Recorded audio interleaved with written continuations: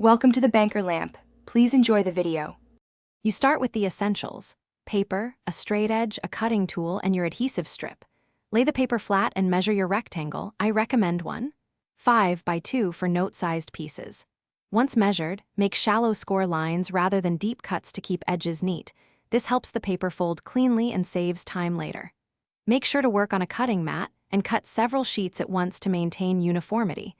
This step sets the quality for all. Once your stack is aligned, clamp or press the edges so they stay square. Alignment is why your notes will peel neatly.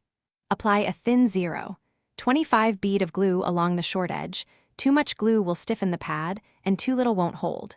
Press a scrap strip or reusable adhesive on top if you want removable notes.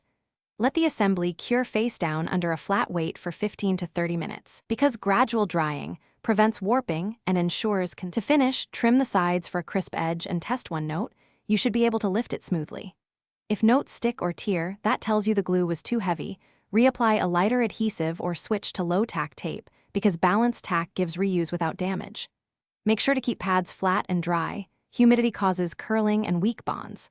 Finally, label or color code stacks for quick use. This saves time and keeps your desk organized.